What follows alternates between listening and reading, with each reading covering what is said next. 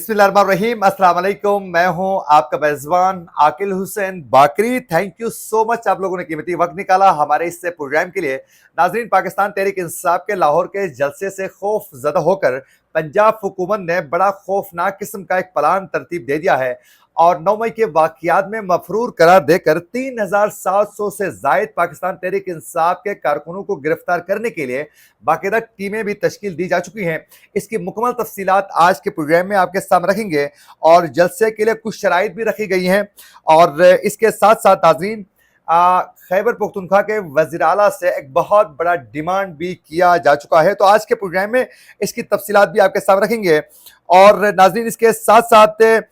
Justice Munib Akhtar को बाहर किया गया है, उसकी वजह क्या बनी है, इसकी भी तफसीलात जानकर आप हैरान और परेशान हो जाएंगे। अगर आप लोगों ने अभी तक हमारे चैनल को सब्सक्राइब नहीं किया है तो हमारे चैनल को ज़रूर सब्सक्राइब करें और बेल आइकन क्लिक करके हमारे फेसबुक पेज को भी ज़रूर आप लोगों ने फॉलो करना है। नाज़रीन, पाकिस्तान तहरीक इंसाफ की जानिब से लाहौर के जलसे को कामयाब बनाने के लिए बाकायदा तैयारियां तहरीक इंसाफ की उरूज पर हैं। बिलखुसूस खैबर पख्तूनख्वा बहुत ज़्यादा इस मामले में एक्टिव नज़र आ रहा है और वज़ीर आला अली बिन गंडापुर की जानिब से टीमें तश्कील दी गई हैं और हर हल्के से बड़ी तादाद में, यानी हर हल्के से और हर तहसील से 500 के करीब कारकुनों को इस जलसे में हर सूरत आने के लिए कहा गया है और यूं बड़ी तादाद में एक बहुत बड़ी रैली की शक्ल में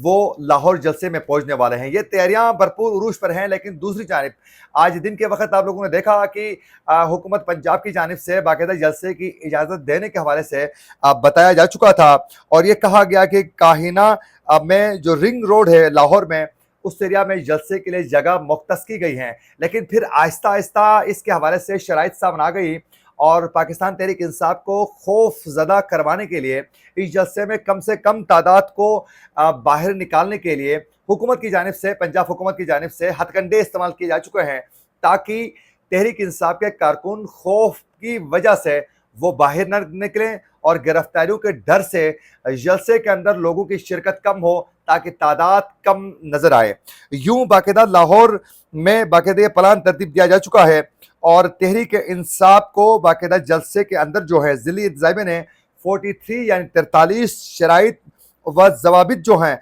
वो रखे जा चुके हैं और ये बताया गया है कि तहरीक इंसाफ का जलसा 3 बजे 21 सितंबर को शुरू होगा 3 बजे और ये जलसा 6 बजे जो है वो हर सूरत ख़त्म होना चाहिए। और अली बिन गंडापुर से बाकायदा ये डिमांड किया जा चुका है कि अली बिन गंडापुर 8 सितंबर के जलसे में जो उन्होंने सख्त जो ज़बान इस्तेमाल की थी बिलखुसूस मरीम नवाज़ के हवाले से, वो इस हवाले से माफ़ी मांगे और जलसे की सिक्योरिटी ऑर्गेनाइजर्स के जो है जिम्मेदारी भी उन्होंने अपने पास रखी है और ये वाज़ेह तरीके से कहा गया है कि कोई भी शख्स जलसे के अंदर, कोई भी कारकुन जो हैं वो अपने साथ डंडे या फिर हथियार वगैरह कुछ भी लेके नहीं आ सकता है, ना तो आतिशबाजी की जा सकती है। और ये कहा गया है कि अगर किसी को भी डंडू के साथ देखा गया उसको गिरफ्तार किया जाएगा और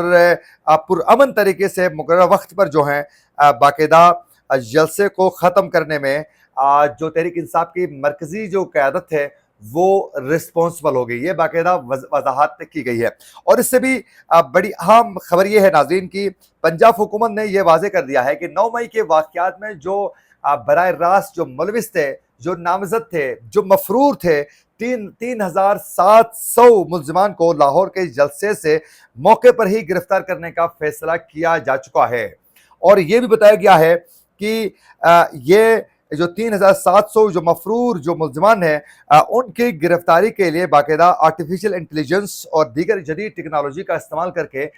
इनको गिरफ्तार करने का प्लान तरतीब दिया जा चुका है। अब ये जो गिरफ्तारी का कहा गया है ये पाकिस्तान तहरीक इंसाफ के कारकुनों को डराने के लिए, धमकाने के लिए और जलसे में कम से कम शिरकत हो लोगों की, इसलिए ये हथकंडे जो हैं पंजाब हुकूमत की जानिब से जारी की गई हैं और ये काबिल मुस्बत है। इस तरह की चीज़ें नहीं होनी चाहिए। अगर कोई पार्टी, सियासी जमात अगर वो पुरअमन जलसा करने के हवाले से खुद कह रही है कि हम पुरअमन हैं, हम सिर्फ और सिर्फ यहाँ जलसा करके रवाना हो जाएंगे, तो मेरे ख्याल में उनके साथ नहीं छेड़ना चाहिए। कहीं ऐसा ना हो कि फिर वो जो जलसा था वो फिर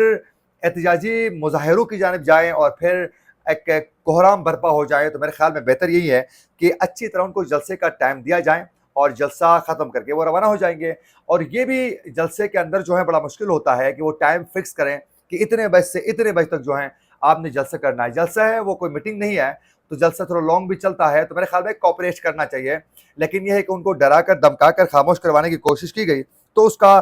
بڑا نقصان بھی ہونے والا ہے. اور تحریک انصاف کے جو وزیر اعلیٰ ہیں خیبر پختونخوا کے علی بن گنڈاپور سے جو معافی کا کہا گیا ہے, وہ نہیں لگتا ہے مجھے کہ وہ معافی اس حوالے سے مانگیں گے. اور تحریک انصاف کو اس جلسے سے روکنے کے لیے ہر ممکن کوشش کی گئی, لیکن اس حوالے سے لاہور ہائی کورٹ میں جو باقاعدہ ایک اپلیکیشن بھی دائر کی گئی تھی, ہم نے پہلے والے ویلاگ میں ذکر کر چکے ہیں, اس کو بھی ریجیکٹ کر کے اور ناقابل سماعت قرار دے کر اس کو خارج کیا جا چکا ہے. اور اب دیکھنا یہ ہے کہ اس نوٹیفیکیشن کے مطابق جو 43 شرائط کے ساتھ رکھا گیا ہے, اس پر کیسے تحریک انصاف اپنا رد عمل دیتی ہے. اور ناظرین, آپ لوگوں کو معلوم ہوگا کہ صدر پاکستان آصف علی زرداری کی جانب سے پریکٹس اینڈ پروسیجر آرڈیننس پر دستخط کے بعد پریکٹس اینڈ پروسیجر جو ترمیمی آرڈیننس ہے اس پر براہ راست اس وقت جو ہے عمل درآمد شروع ہو چکا ہے. اب سپریم کورٹ کے ججوں کو بھی بڑے ٹیکنیکل طریقے سے حکومت نے ٹیکل کرنے کا پلان بنایا ہے, کیونکہ ترمیمی جو عدلیہ میں ترمیمی جو اس وقت پارلیمنٹ سے آئینی ترمیم کے حوالے سے جو پلاننگ چل رہی ہے, اس میں مولانا فضل الرحمان کی جانب سے کوآپریٹ نہ کرنے پر اب باقاعدہ حکومت نے دیگر آپشنز پہ غور کرنا شروع کیا ہے کہ کیسے ہم نے ان معاملات کو ٹیکل کرنا ہے. لیکن مسلم لیگ نون ایک بہت بڑی غلطی کرنے جا رہی ہے کہ آئینی ترمیم کے ذریعے وہ ملٹری اسٹیبلشمنٹ کو اگر مضبوط کر لیتی ہے تو پھر آنے والے دنوں میں ان کے لیے خود یہ مشکلات پیدا ہو سکتی ہیں, کیونکہ وقت ایک ساتھ نہیں رہتا ہے. جس وقت مسلم لیگ نون کے اوپر جو ہے 2018-19 میں جو برا وقت تھا, وہ آج یہ مسلم لیگ نون پر نہیں ہے. اس وقت تحریک انصاف کا عروج تھا, آج تحریک انصاف کا زوال ہے. تو یہ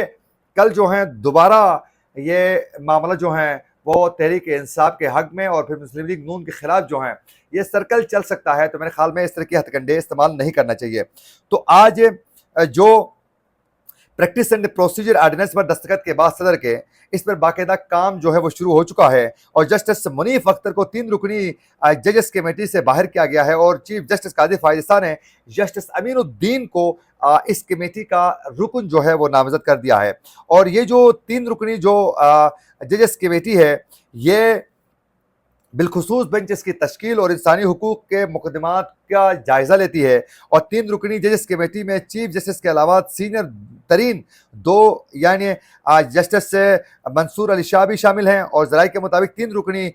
ججز کمیٹی کا اجلاس پیر کو بلانے کا بھی امکان ہے. اب دیکھنا یہ ہے کہ اس اجلاس میں کیا فیصلے ہوتے ہیں. لیکن آج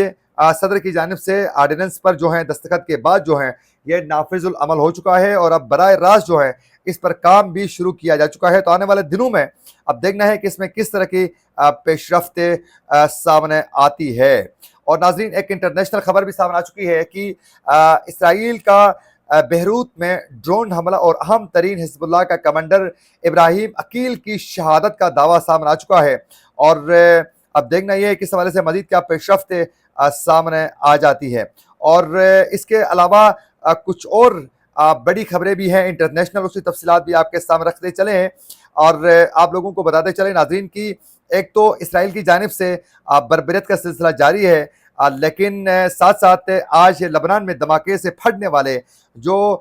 پیجرز تھے, اس آلات کی تائیوان میں بننے یا نہ بننے کے حوالے سے تائیوانی وزیر نے واضح کیا ہے کہ یہ ہم نے نہیں بنائے ہیں, بلکہ کمپنی کی شراکت داری کی وجہ سے یہ چیزیں جو ہے وہ سامنے آ چکی ہیں. اسی کے ساتھ اپنے میزبان عاقل حسین کو دیجیے اجازت.